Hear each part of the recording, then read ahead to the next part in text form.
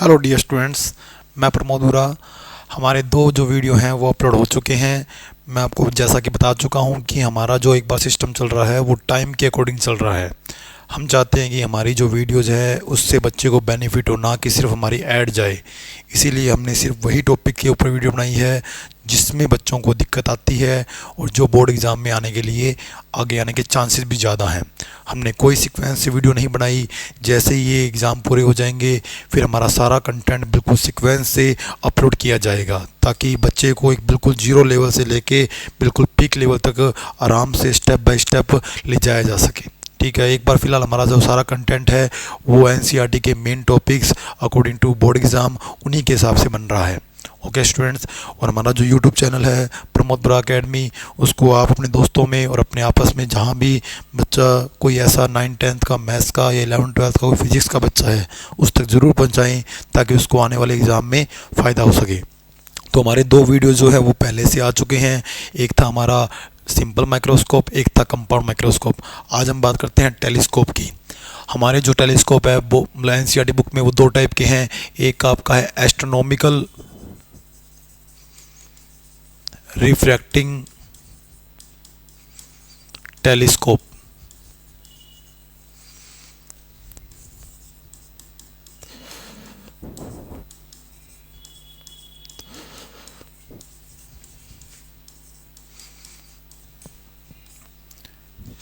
इसके अलावा एक और है रिफ्लेक्टिंग। हम पहले सारा इसका डिस्क्रिप्शन पढ़ेंगे, फिर हम बात करेंगे कि ऐसा क्या था कि रिफ्लेक्टिंग टेलीस्कोप में क्या दिक्कतें आई कि रिफ्लेक्टिंग टेलीस्कोप हमें बनाना पड़ा।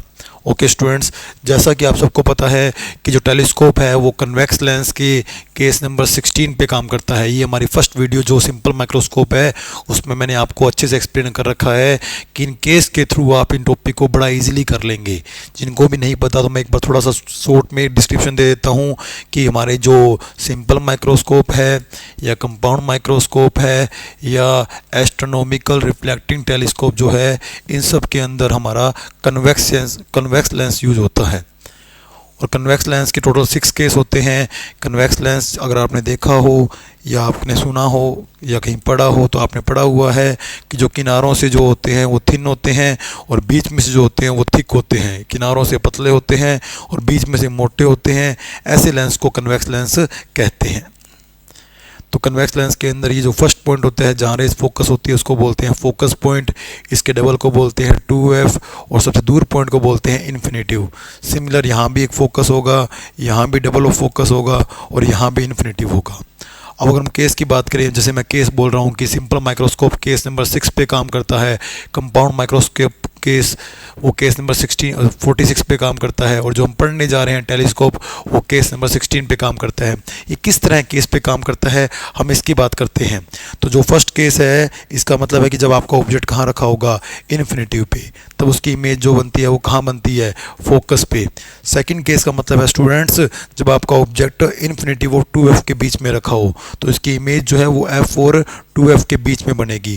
थर्ड केस का मतलब ये है कि जब आपका ऑब्जेक्ट 2f पे रखा हो तो इमेज भी स्टूडेंट्स कहाँ बनती है, 2f पे, और ये ऐसी पहली इमेज होती है जो इक्वल बनती है। पहले दो केस होते हैं उनकी इमेज जो है वो स्मॉल बनती है, छोटी बनती है। केस नंबर 4 जो है जब आपका ऑब्जेक्ट 2f और f पे रखा हो तो आपकी इमेज 2f और इन्फिनिटी पे बनती है स्टूडेंट्स। लास्ट केस जो है रियल का वो है फोकस पे, तब उसकी इमेज जो है दूसरी साइड इन्फिनिटी बनती है। ये 5 केस रियल हैं। रियल का मतलब ये है कि ऑब्जेक्ट लेंस के एक तरफ रखा हुआ है और इमेज लेंस के दूसरी तरफ बन रही है। जब आपकी इमेज लेंस के दूसरी तरफ बनती है स्टूडेंट्स तो ऐसे को हम बोलते हैं रियल, और जब इमेज आपके जहां ऑब्जेक्ट रखा होता है वहीं बनती है उसको बोलते हैं वर्चुअल। तो जो केस नंबर 6 है वो वर्चुअल का ही है स्टूडेंट्स। इसके अंदर क्या होता है, ऑब्जेक्ट जो रखा होता है वो इस ऑप्टिकल सेंटर प्रकाश बिंदु और इस फोकस के बीच में रखा होता है। उसकी इमेज लेंस के उसी साइड बनती है, बड़ी इमेज बनती है, रियल वर्चुअल इमेज बनती है और सीधी यानी इरेक्ट इमेज बनती है। तो ये केस नंबर 6 अगर आप देखोगे हर माइक्रोस्कोप में लगा हुआ है, क्योंकि इससे एक हमारे को ऑब्जेक्ट के हिसाब से सीधी इमेज और बड़ी इमेज बनती है। तो सिंपल माइक्रोस्कोप इसी केस पे काम करता था। और जो हमारा कंपाउंड माइक्रोस्कोप है इसके अंदर दो लेंस लगे होते हैं, एक ऑब्जेक्टिव लेंस होता था, एक आई लेंस होता था। तो हम ऑब्जेक्टिव लेंस के ऊपर ऑब्जेक्ट को केस नंबर 4 के अकॉर्डिंग यानी 2f और f पे रखते थे ताकि उसकी बड़ी इमेज बनती थी। फिर हम उसको आई लेंस के अंदर इस प्रकार अरेंज करते थे ताकि केस नंबर 6 अप्लाई हो जाए। अब हम टेलीस्कोप के अंदर केस नंबर 16 लगाएंगे, क्योंकि टेलीस्कोप क्या काम आता है, दूर के जो ऑब्जेक्ट हैं जो दूर होने के कारण छोटे दिखाई दे रहे हैं उनकी हमारे को बड़ी इमेज दिखाता है। तो जो केस नंबर फर्स्ट है वो तो नेचुरली लग गया, क्योंकि ऑब्जेक्ट वैसे ही हमारा कहाँ हो गया, इन्फिनिटी पे हो चुका है, तो उसकी इमेज जो है वो फोकस पे बनेगी। अब हमारी ये इमेज जो है बहुत छोटी है, इस पे हम केस नंबर 6 अप्लाई करके इसकी बड़ी इमेज बनाएंगे और हम इसका मैग्नीफिकेशन का फॉर्मूला ड्राइव करेंगे। चलो स्टूडेंट्स स्टार्ट करते हैं हम एस्ट्रोनॉमिकल टेलीस्कोप।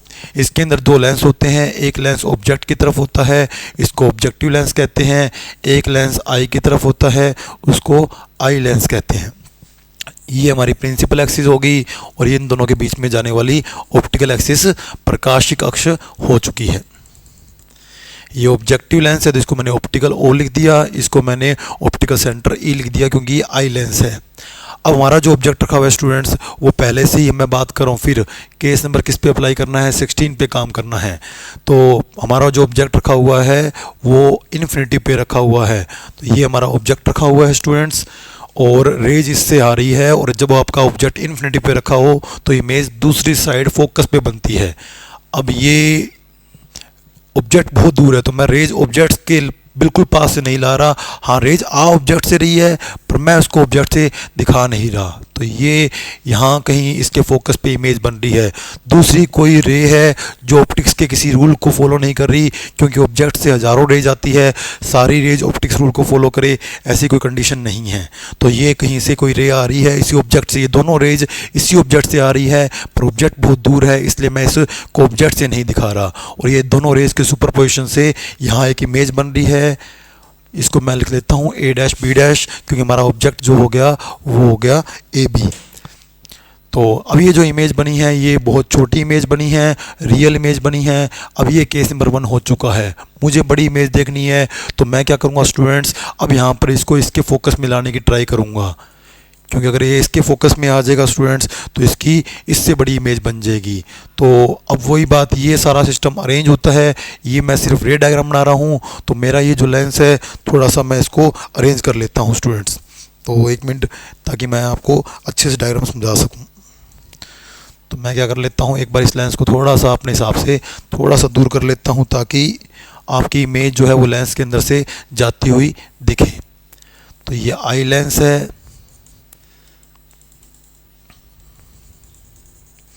एक रे पैरेलल जाएगी जो फोकस से पास होगी और दूसरी रे ऑप्टिकल सेंटर से पास होगी। इन दोनों को पीछे एक्सटेंड करने पर जहाँ ये हमारे को सुपरपोजिशन होती दिखेगी वहाँ इसकी शार्प इमेज बनेगी। तो ये केस नंबर 6 अप्लाई हो चुका है स्टूडेंट। अब बात करते हैं कि यहाँ पर ऑब्जेक्टिव लेंस मैंने कहा था कि बड़ी फोकस का लेते हैं। ऑब्जेक्टिव लेंस बड़ी फोकस का क्यों लेते हैं, क्योंकि हमें चाहिए कि हमारे ऑब्जेक्ट जो बहुत दूर है वहाँ से मैक्सिमम रे जाकर सुपरपोजिशन होके क्लियर इमेज बन सके, इसीलिए यहाँ पर हम जो फोकस लेते हैं, ये ऑब्जेक्टिव लेंस जो लेते हैं इसकी फोकस एक बहुत लार्ज फोकस का यूज़ करते हैं। चलो स्टूडेंट्स अब बात करते हैं हमारा मैग्नीफिकेशन। वो मैग्नीफिकेशन जिसको हम अब तक किससे फाइंड कर रहे थे, बीटा अपॉन अल्फ़ा से, और हमने इसको कन्वर्ट करके 10 बीटा अपॉन 10 अल्फ़ा लिखा था। अगर आपको स्टूडेंट्स याद हो कि हमने जो सिंपल माइक्रोस्कोप और कंपाउंड माइक्रोस्कोप की जो वीडियो अपलोड कर रखे हैं उसमें आपने देखा हो कि 10 अल्फ़ा के लिए हम क्या करते थे, हमारे ऑब्जेक्ट को 25 सेमी पर रख कर जब देखते थे तब जो इमेज बनती थी तब हम उसको बोलते थे क्लियर डिस्टेंस पे जब रख के देखते थे तब जो एंगल बनता था वो अल्फ़ा बनता था। ये केस यहाँ नहीं लगेगा, ये माइक्रोस्कोप में ही पॉसिबल है क्योंकि हम हमारे ऑब्जेक्ट को 25 यानी हमारे क्लियर डिस्टेंस पर लाकर देख सकते हैं। ये ऑब्जेक्ट ऑलरेडी बहुत दूर है, इसके लिए ये अल्फ़ा का सिस्टम यहाँ से नहीं आएगा। फिर अल्फ़ा कहाँ से आएगा, तो स्टूडेंट्स अल्फ़ा आएगा अल्फ़ा की डेफिनेशन से। बीटा क्या होता है, इमेज जो एंगल बनाता है, इट मीन्स इमेज जो हमारी आइज़ के ऊपर एंगल ड्रॉ कर रहा है ये हमारा बीटा है। तो फिर अल्फ़ा क्या होता है, जो ऑब्जेक्ट एंगल बनाता है। तो ऑब्जेक्ट ये रहा, ऑब्जेक्ट इस टाइम हमारी आइज़ के ऊपर जो एंगल बना रहा होगा वो अल्फ़ा है। मैं इस ट्रायंगल से ना निकाल के, ये वर्टिकल अपोजिट एंगल है तो ये भी अल्फ़ा हो सकता है, मैं इस ट्रायंगल से टेन अल्फ़ा निकाल लूँगा। तो अगर आप देखेंगे टेन अल्फ़ा की वैल्यू जो आएगी वो क्या आएगी, टेन होता है परपेंडिकुलर यानी लंब, वो आपका हो गया ए डैश बी डैश अपॉन में बेस आधार, वो आपका हो गया ओ बी डैश। ये आपका टेन अल्फ़ा आ गया। टेन बीटा की वही कहानी, मेरे पास टेन बीटा के दो ऑप्शन दिख रहे हैं, A double dash B double dash upon में ई बी डबल डैश। तो एक तो बड़े ट्रायंगल से देखूं तो A double dash B double dash upon में ई बी डबल डैश। ये मेरे कोई काम का नहीं है लेकिन निकल रहा है तो मैं इसको रख लेता हूं। तो मैं इस ट्रायंगल से टेन बीटा आएगा उसका यूज़ करूंगा, वो बन रहा है स्टूडेंट्स ए डैश बी डैश अपॉन में ई बी डैश। तो टेन अल्फ़ा और टेन बीटा सबके निकल चुके होंगे। अब हम बात करते हैं दोनों वैल्यू मैं यहाँ पुट कर देता हूँ। टेन बीटा की वैल्यू मैं बड़े वाले ट्रायंगल का यूज़ ना करके स्मॉलर ट्रायंगल से जो वैल्यू आई है वो रिप्लेस कर रहा हूँ, वो बन गया ए डैश बी डैश अपॉन में ई बी डैश। और टेन अल्फ़ा ऊपर आके रिवर्स हो जाएगा, वो बन जाएगा ओ बी डैश अपॉन में ए डैश बी डैश। तो यहाँ पर ए डैश बी डैश से A dash B dash cancel हो रहा है। तो मैग्नीफिकेशन आपका बन रहा है students O B dash upon में ई बी डैश। अब अगर वैल्यू पुट की जाए ध्यान से देखो, ओ से बी डैश इसके लिए इमेज है, ऑब्जेक्टिव लेंस की इमेज है और वो फोकस पे बन रही है क्योंकि हमारा ऑब्जेक्ट इन्फिनिटी पे रखा हुआ है तो स्टूडेंट्स ये वी ओ, लेकिन मुझे पता है इमेज फोकस पे बन रही है तो मैं इसको एफ ओ लिख रहा हूँ। और ई बी डैश इसके लिए ऑब्जेक्ट है, ये इधर था, इंसिडेंट रेज की डायरेक्शन में है इसलिए ये स्टूडेंट प्लस की है, ये इंसिडेंट रेज की डायरेक्शन के अपोजिट है इसलिए माइनस की है, तो ये हो गया माइनस का यू ई। तो आपका मैग्नीफिकेशन फॉर्मूला बन गया एफ ओ अपॉन में यू ई। फिर हमारे दो वही स्पेशल केस, हम चाहेंगे जो हमारी इमेज बनी है या तो इनफिनिट पे बने या इमेज क्लियर डिस्टेंस पे बने। तो इमेज क्लियर डिस्टेंस पे कब बनेगी या इमेज इनफिनिट पे कब बनेगी वो स्पेशल केस हम अभी इसी में ही करते हैं नेक्स्ट पेज पे।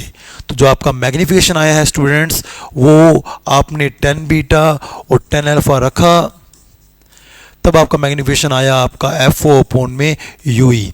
अब आप चाहते हो कि आपकी इमेज जो है, इमेज कौन बना रहा है स्टूडेंट, इस पूरे के अंदर जहाँ पर भी दो लेंस आ रहे हैं वहाँ इमेज हमारा बना रहा है आई लेंस। तो आई लेंस की जो इमेज है वो इन्फिनिटी पे कब बनेगी, जब ऑब्जेक्ट उसके फोकस पे रखा होगा। तो इस केस का जो मैग्नीफिकेशन बनेगा स्टूडेंट्स वो बनेगा एफ ओ अपॉन में एफ ई। अब दूसरी बात क्या कहते हैं कि हमारी जो इमेज है वो क्लियर डिस्टेंस पे बने। अब क्लियर डिस्टेंस पे कब बनेगी, जब हम जो क्या करेंगे लेंस फॉर्मूला अप्लाई करके हम सोचेंगे कि आखिरकार ऑब्जेक्ट कहाँ रखा होगा कि इस वी की वैल्यू क्लियर डिस्टेंस पे आ जाए। तो हम चाहते हैं कि हमारी इमेज क्लियर डिस्टेंस पे बने, तो ऑब्जेक्ट हमारा लेंस के इधर ही रखा होगा, तो इंसिडेंट रेज की डायरेक्शन के अपोजिट रखा होगा, तो वो ऑब्जेक्ट किसका होगा स्टूडेंट, माइनस का होगा। ये यहाँ पड़ा प्लस का हो गया और ये इधर आके प्लस का हो गया।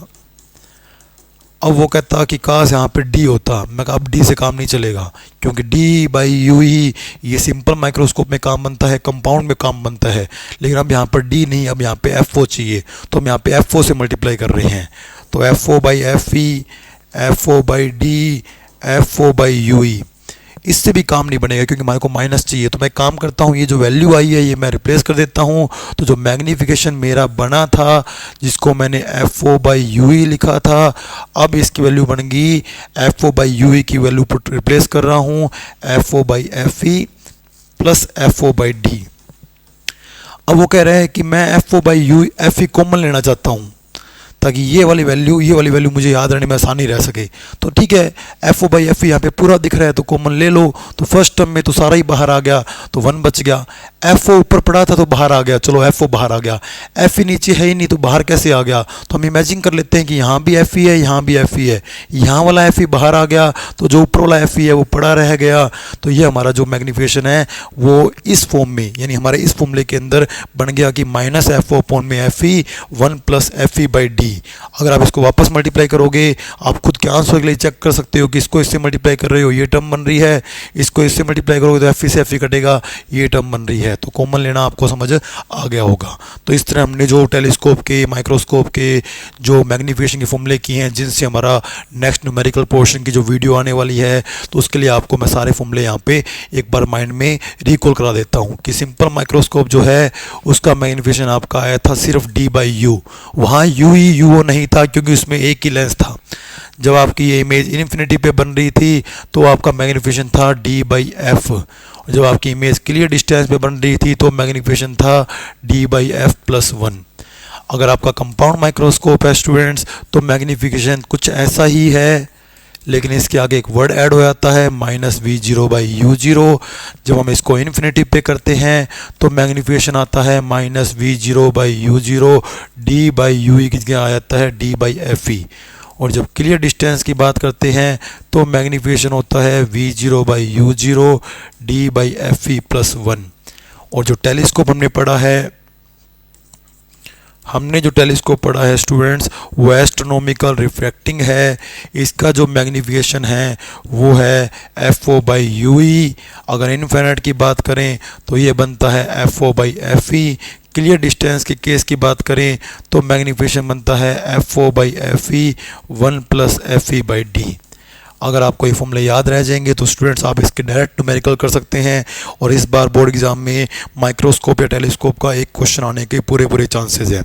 और स्टूडेंट्स जैसा कि मैंने आपको बताया था कि जब भी आप स्पेशल केस के अंदर कोई वैल्यू पुट करें न्यूमेरिकल की तो यहाँ पे आप साइन प्रॉपर्टी यूज़ नहीं करेंगे, क्योंकि हमने सारी साइन प्रॉपर्टी अप्लाई करके ही ये सारे केस ड्राइव किए हैं। अब आप कोई भी न्यूमेरिकल कर रहे हो, चाहे वो मैग्नीफिकेशन निकाल रहे हो, क्लियर डिस्टेंस पे या इन्फिनिटी पे, आप डायरेक्ट वैल्यू रखोगे डी की 25, एफ की जो भी वैल्यू है, एफ ओ की जो भी वैल्यू है वो सारी आप डायरेक्ट वैसे ही पुट करोगे जैसा आपको क्वेश्चन में दे रखा है। और इसके बाद मैंने आपको कहा था कि हम ये एस्ट्रोनॉमिकल कम यूज़ करते हैं, क्योंकि ये जो एस्ट्रोनॉमिकल है अगर आपने इसमें देखा हो तो ये जो लेंस होते हैं ये बहुत हैवी फोकस के होते हैं। तो इतनी हैवी लेंसेज को, ये पूरी अरेंजमेंट एक पाइप के बीच में होती है, तो इन पाइप के एज के ऊपर इतने हैवी लेंस को स्टेबल करना बहुत मुश्किल है। और ये जो इतने हैवी लेंसेज हैं स्टूडेंट्स ये आते भी बहुत महंगे हैं। तो एक ये महंगा प्रोजेक्ट है, ये इतना सस्ता नहीं है। दूसरा, इन हैवी लेंसेज को इन पाइपों के बीच में अरेंज करना आसान नहीं है। और सबसे बड़ी बात है कि इसके अंदर 2 एरर आते हैं। 2 एरर कौन से? एक आता है क्रोमेटिक एब्रीविएशन,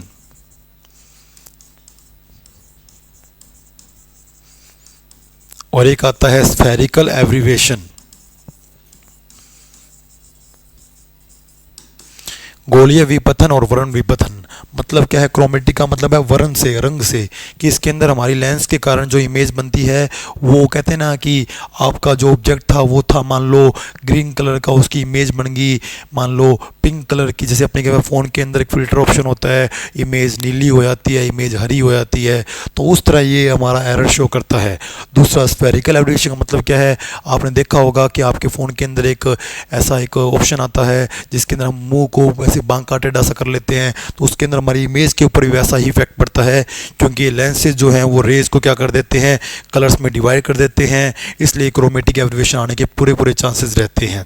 तो ये एक महंगा प्रोजेक्ट है, इतने हैवी लेंसेज को पाइपों के ऊपर स्टेबल करना सबसे हार्ड काम है। और दूसरा, इसके अंदर जो एरर आते हैं उसको देखते हुए हमने क्या किया, हम ये रिफ्रैक्टिंग टेलीस्कोप यूज़ ना करके हम क्या करते हैं स्टूडेंट्स, हम एक रिफ्लेक्टिंग टेलीस्कोप बनाते हैं जिसको बोलते हैं कैसेग्रेन टेलीस्कोप। तो कैसेग्रेन टेलीस्कोप में यहाँ पर लेंस की बजाय मिरर यूज़ किए होते हैं। ये हमारा प्राइमरी मिरर है जो होता है कनकेव, इसकी फोकस जो होगी स्टूडेंट्स वो माइनस की होगी। यहाँ एक सेकेंडरी लेंस मिरर लगा होता है, वो होता है स्टूडेंट्स कन्वेक्स, उसकी फोकस किसकी होती है, प्लस की। बाकी जो फॉर्मूले हैं वो सारे वही हैं जो हमने अभी पढ़े हैं। Magnification formula minus FO by U ई, इसका इन्फिनिट का फॉर्मूला, वो सारे सेम है। बस यहाँ पर लेंसेज की जगह मिरर का यूज़ किया हुआ है, इसके अंदर वो एरर नहीं रहते और ये थोड़े हल्के हैं, तो इसलिए हमारे पास ये सस्ते पड़ जाते हैं। तो ये चीप प्रोजेक्ट है उससे। Thank you students. अब नेक्स्ट वीडियो में हम बात करेंगे इसी के न्यूमेरिकल्स की।